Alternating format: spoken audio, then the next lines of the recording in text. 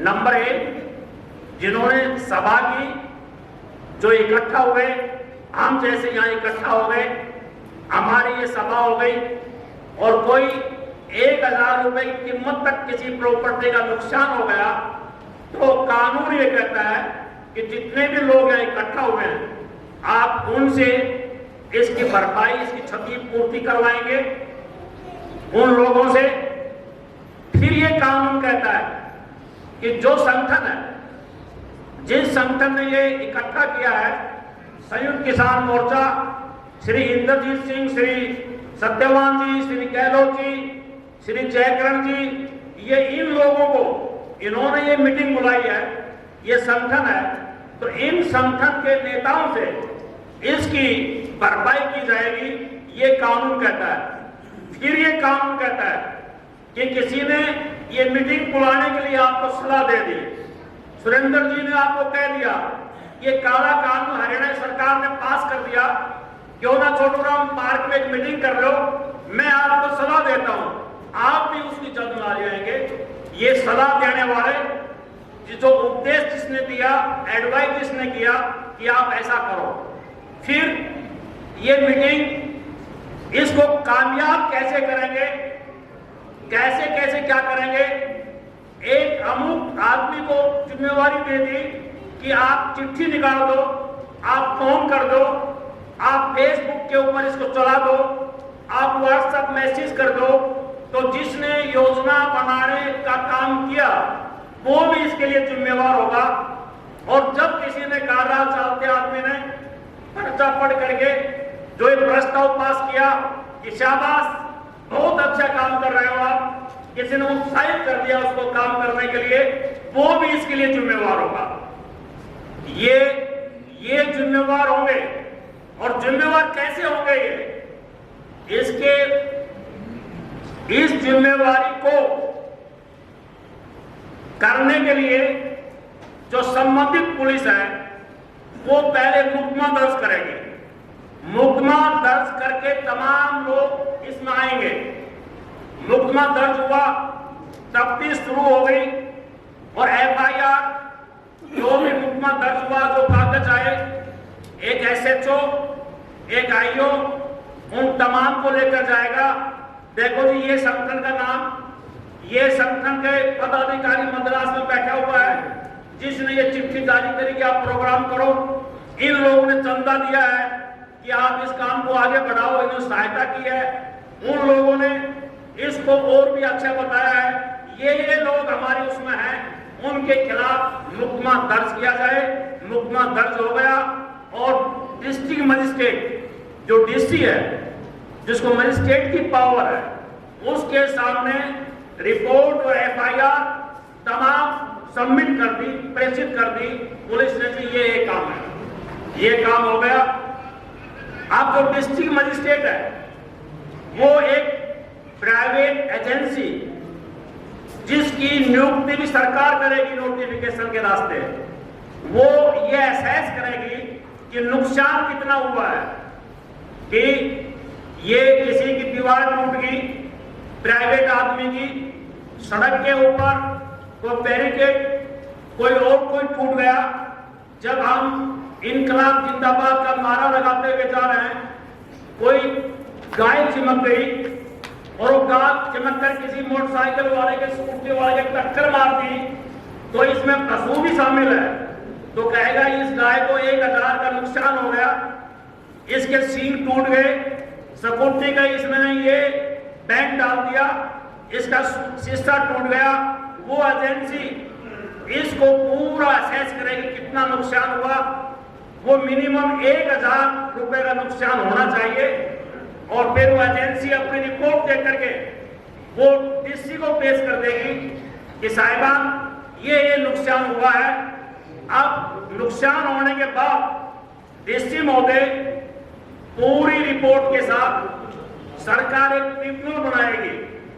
सरकार उस ट्रिब्यूनल के अंदर एक हाई कोर्ट का जज होगा और बाकी जो मेंबर होंगे वो नॉन जुडिशियल होंगे, जिन्होंने ABCD भी नहीं आती हो, वो सरकार का जी हजूरी करने वाला हो, सरकार की किसी नेता का थैला उठाने वाला हो, किसी भी आदमी को उसको मेंबर बना दिया जाएगा और वो रिपोर्ट पुलिस ने दी डीएम को, मजिस्ट्रेट को, डीसी को, और डीसी ने सर्वे करा करके ट्रिब्यूनल को पेश कर दी कि आप करो इनके ऊपर कार्रवाई। ट्रिब्यूनल में वो बात चली गई, उनको सम्मन दिया गया कि आओ भाई तुम्हारे खिलाफ ये कार्रवाई होगी। अब कार्रवाई जब शुरू होगी तो ट्रिब्यूनल के हाथ में जो एक तरफा जो पावर दी गई है, उनको दीवानी प्रक्रिया जो जिसको हम सीपीसी बोलते हैं, उसके कुछ अख्तियार के ऊपर कार्रवाई करेगा। वो सबसे पहले उसको अधिकार दिया गया कि जिस आदमी के खिलाफ ये हर्जाना वसूल करना है, उसके अंदर उसकी प्रॉपर्टी को अटैच कर दिया जाएगा, ये कहा गया है। या उससे नकदी के रूप में जमानत ली जाएगी कि आपके ऊपर 5 लाख रुपए का हर्जाना है, 5 लाख की प्रॉपर्टी को अटैच कर दिया, आप बेच नहीं पाओगे, आप ये प्रॉपर्टी जब तक रहेगी जब तक ये केस चलेगा। या आप 5 लाख रुपया आप यहां जमा कर दें और जब तक पैरवी चलेगी ट्रिब्यूनल की, तब तक उस प्रॉपर्टी को किसी भी रूप में आप एलिनेट नहीं करेंगे, खुद नहीं करेंगे, ये होगा। फिर रिकवरी का ऑर्डर पास हो गया कि आपके ऊपर 5 लाख, संगठन के ऊपर 10 लाख, फलाना के ऊपर ये लाख, आप सारा जमा करवाओ। जमा करने का अधिकार फिर कलेक्टर को दे दिया है। पुलिस से शुरू हुआ, डीएम के पास आया, ट्रिब्यूनल के पास आया, फिर कलेक्टर को रिकवरी सर्टिफिकेट वो जारी करेगा कि उससे जो प्रॉपर्टी अटैच की गई है, आप ये फलाने आदमी को जो नुकसान हुआ है सरकार को, इसकी भरपाई के लिए आप पंजाब लैंड रेवेन्यू एक्ट के माध्यम से आप उसकी ये भरपाई करें। ये प्रोविजन मोटे तौर के ऊपर आया है। आप इसकी अपील करेंगे हाई कोर्ट के अंदर, इसमें स्पेसिफिक लिखा गया है, जो प्रस्ताव में भी पढ़ा गया है कि अपील तभी लाई होगी, तभी आप दायर कर पाएंगे जब पहले क्षतिपूर्ति जो मुआवजा जो तय किया गया है, जो नुकसान तय किया गया है, उसका 20% आप पहले जमा करवाएंगे, तभी वो अपील चलेगी, नहीं तो आप अपील भी नहीं कर पाएंगे।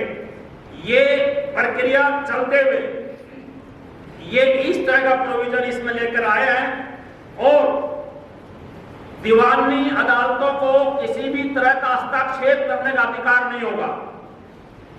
आप कहेंगे कि मैं इसके खिलाफ सिविल कोर्ट में जाकर स्टे ले आऊंगा, मैं हाई कोर्ट में चला जाऊंगा, स्टे ले आऊंगा, ट्रिब्यूनल की फाइंडिंग तक किसी तरह की और पैरवी आप नहीं कर पाएंगे।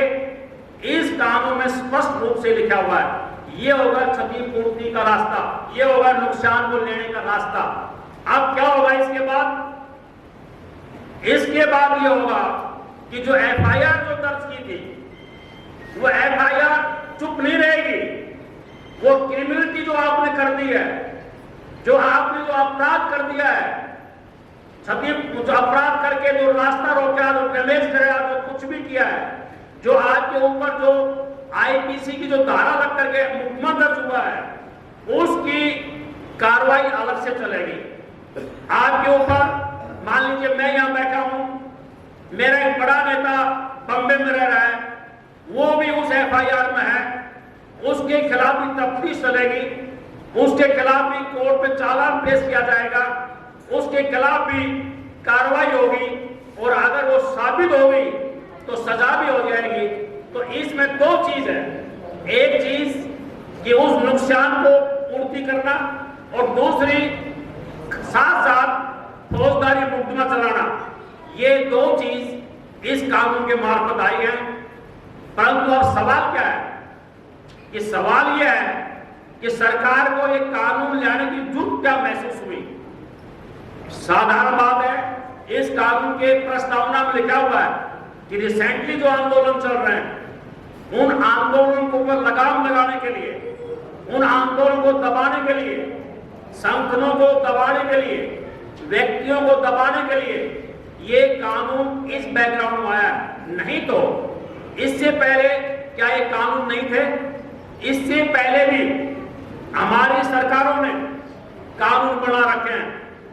आईपीसी के तहत, भारतीय दंड संहिता के तहत अगर कोई किसी का नुकसान कर देता है किसी प्रॉपर्टी को, तो उसमें सेक्शन 425 आईपीसी है, उसमें साफ साफ लिखा हुआ है कि अगर किसी ने किसी की प्रॉपर्टी को 50 या उससे ज्यादा रुपए तक, जितना तक भी नुकसान कर दिया है, उसके ऊपर पैरवी होगी, सजा भी होगी, उसमें फाइन भी हो सकता है, और फाइन और सजा दोनों भी हो सकते हैं। ये कानून पहले से वजूद में है, जिसके ऊपर कोर्ट कचहरियों में पैरवी होती है।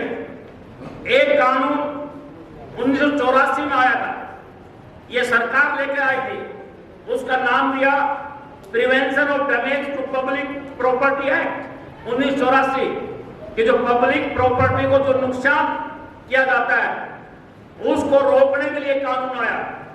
एक कानून बहुत लंबे समय से एक लॉ ऑफ टॉर्ट के तहत अगर किसी आदमी ने नेग्लिजेंट रास्ते से इंटेंशनली कोई गलत काम कर दिया है और तो लॉ ऑफ टॉर्ट के तहत आप उससे मुआवजा ले सकते हैं। ये प्राइवेट आदमी को अख्तियार है, ये किसी पब्लिक सर्वेंट को भी अख्तियार है, सरकार को भी अख्तियार है।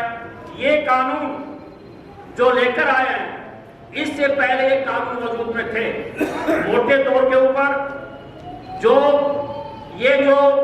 कानूनी जो हम आंदोलन करते हैं, शांतिपूर्ण जो हम आंदोलन करते हैं, हमारी न्याय संगत मांगों को, हमारे आंदोलनों को गैर कानूनी बनाने का एक तरीका ये सरकार लेकर आई है। यूपी के अंदर ये कानून पहले से आ चुका है, उसी के वो भाई है वहां। उस कानून का यूपी में सरेआम दुरुपयोग हुआ है। लोगों के पोस्टर लगा दिए गए सड़कों के ऊपर, इसने इतनी प्रॉपर्टी नुकसान किया है, वहां की लोगों की प्रॉपर्टी कुड़क की गई है। इसलिए ये कानून कानूनी न्याय संगत आंदोलनों को गैर कानूनी बनाने वाला है।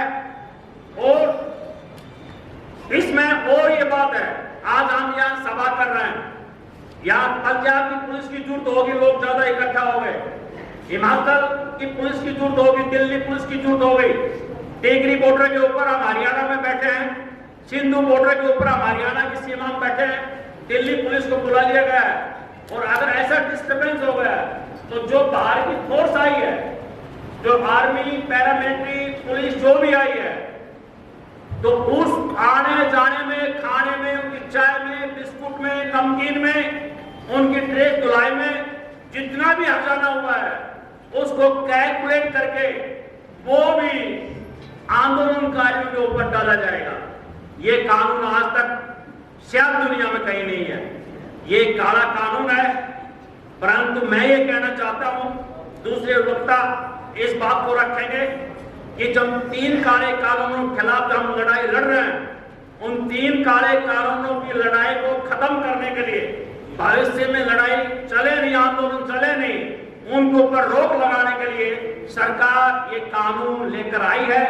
इस कानून का विरोध हरियाणा के लिए, हमारे तमाम जो संयुक्त किसान मोर्चा उसके लिए, तमाम जनवाद प्रिय लोगों के लिए, तमाम आजादी पसंद लोगों के लिए, तमाम जो लोग इस देश में लोकतंत्र चाहते हैं, जनवाद चाहते हैं, जो लोग ये चाहते हैं कि अन्याय के खिलाफ बोलना मेरा अधिकार है, उन तमाम को इसका विरोध करना होगा। ये कानून को वापस करवाने के लिए फिर एक ताकतवर आंदोलन की साथ साथ हमको जरूरत होगी। ये इसको वापस करवाने के लिए एक जोरदार आंदोलन की जरूरत है, मैं ऐसा महसूस करता हूं। और संयुक्त किसान मोर्चा ने एक सही समय के ऊपर हरियाणा की जनता को सचेत करने के लिए जो आज ये सम्मेलन बुलाया है, कन्वेंशन बुलाई है, इसकी बहुत बड़ी महत्ता है। इसको लेकर हम बढ़ें और हिंदुस्तान के अंदर जिन किसानों को, मजदूरों को अनपढ़ कहा जाता है, मैं एक वकील हूं, परंतु मुझे इस बात का गर्व है कि अनपढ़ किसान और मजदूर ही आज पढ़े लिखो कानून की बात बता रहा है। ये काले कानून क्यों है? ये जनता के बीच में किसान मजदूर जाएंगे। यह आंदोलन इंटेलेक्चुअल का नहीं है, यह आंदोलन वकीलों का नहीं है, ये केवल बुद्धिजीवी लोगों का नहीं है। किसान लोग आगे बढ़ेंगे, किसान नेतृत्व देंगे, जो किसान आंदोलन को दे रहे हैं, जो मजदूर नेतृत्व देंगे, जो देश में दे रहे हैं, और बुद्धिजीवी तमाम लोग साथ जुड़ेंगे, हम सफलता की तरफ आगे बढ़ेंगे। इन नेक्स्ट सेल यही इस कानून में लिखा हुआ है। आपका धन्यवाद। इनकलाब जिंदाबाद, हरियाणा किसान मोर्चा जिंदाबाद, किसान आंदोलन जिंदाबाद।